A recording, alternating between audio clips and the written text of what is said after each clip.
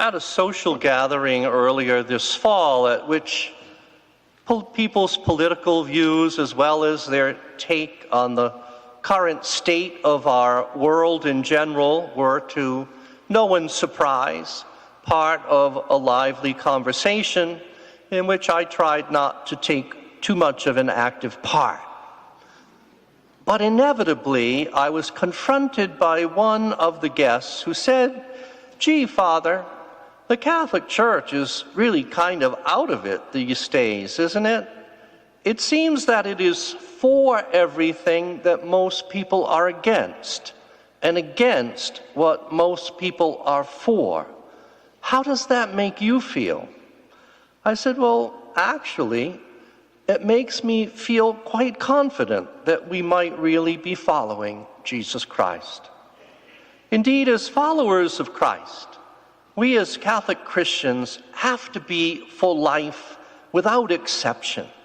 But we must admit we're living in what the late John Paul II quite accurately dubbed a culture of death.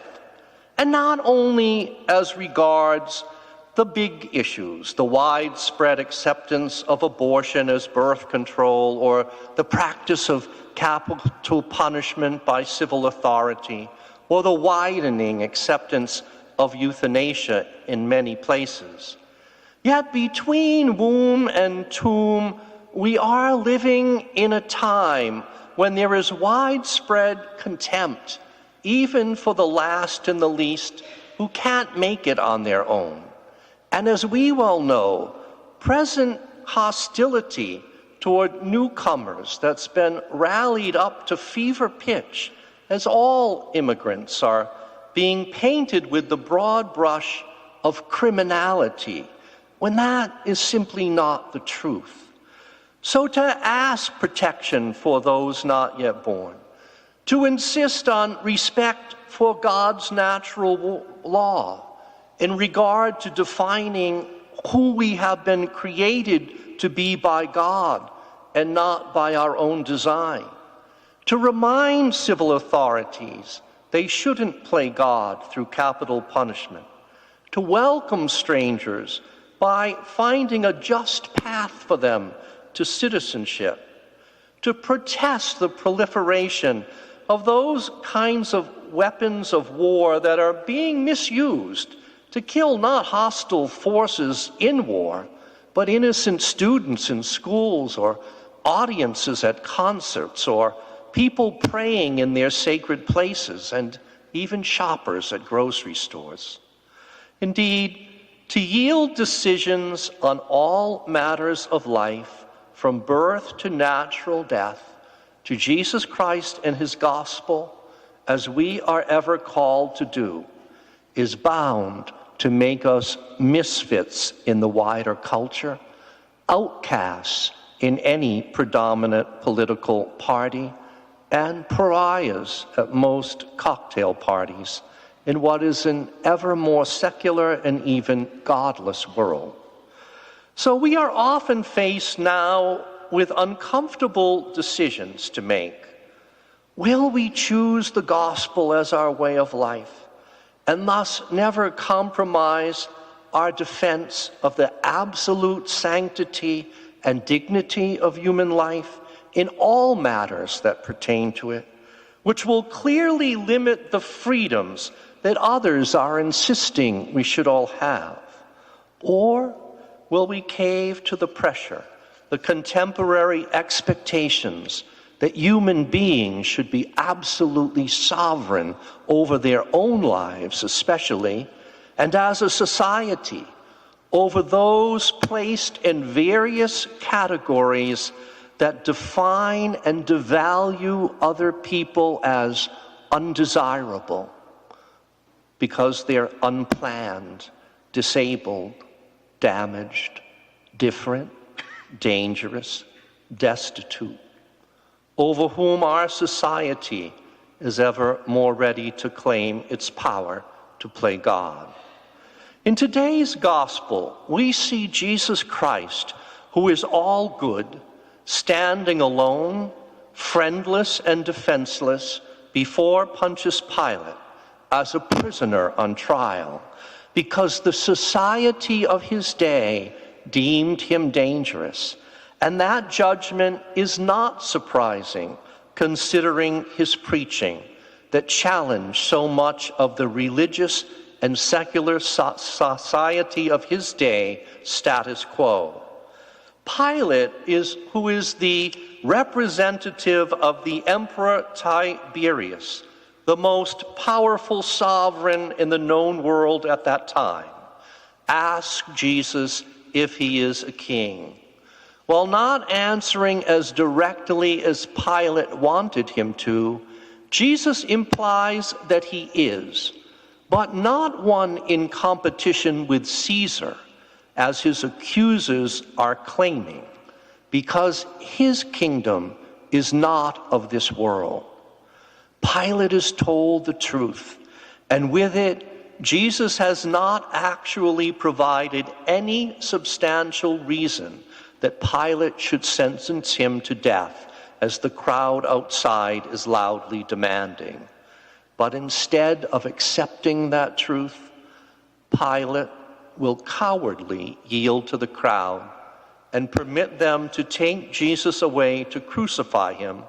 while making a false show of washing his hands of it, when all the while, in reality, he had every bit of power to prevent it. But we know the rest of the story. Not only Pilate, but Tiberius, in whose name Pilate was ruling, are now long dead. And if it hadn't been for their involvement in the fate of Jesus, they would hardly be remembered at all, save for a scarce mention on the page of an ancient history book. Yet Jesus, though condemned, was vindicated. For although crucified and buried, he rose again and lives, never again to die. Thus Jesus has revealed the truth that he is and will ever remain all he claimed to be, the Lord of life itself. And all who accept this truth and that of his teachings, no matter the cost to ourselves for doing so, will remain part of his reign where he is king forever. So on this, the last Sunday in ordinary time, the church asks us always to look to the end of all time, the end of this world as we presently know it, to proclaim the truth that only that reign in which Christ is king will forever endure beyond this world's demise. Thus, those who are aware of this reign, but choose to ignore it or reject it, refusing to become a part of it or remain a part of it here and now, are rather foolishly placing their ultimate fate in jeopardy, as there isn't any sign whatsoever that there will be an alternative kingdom to that of Jesus Christ on the other side, one in which someone could continue to remain comfortably indifferent to the truth of Jesus Christ. So might this annual feast of Christ the King, under whose patronage our parish has been placed,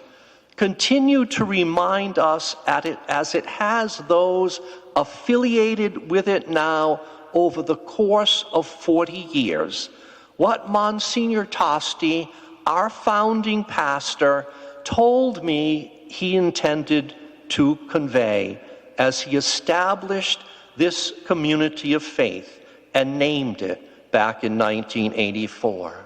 He wanted to ever remind us of the future,